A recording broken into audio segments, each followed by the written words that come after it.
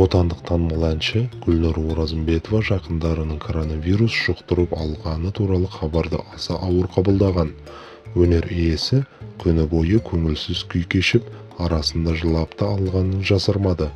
Ол індеттің өршуі халықтың оған немқұрайлы қарап, сенбестік танытқандықтан белең алуда екенін басып айтты. Оразымбетова ішкі жан тебіренісіне толы жазбасын Instagram парақшасында жариялаған.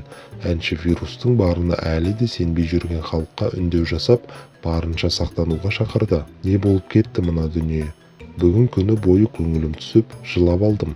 Жақын жандар осы індетке шалдыққанына жүрегім сенбей, өзімді алдаусыратам деп едім. Онымнан түк шықпады. Індеттің беті жаман. Барынша сақ болайықшы. Қолымыздан келгенше сенбестік танытқанымыз шекеден шығып жатыр. Сақтансаң сақтаймын деген бекер айтылмаған-ау. Еліміз үшін қиын уақыт болып тұр. Өте қиын. Алла тағалам осы індеттің ауылын елімізден алыстатшы. Алас бәледен алас деп жазды ол.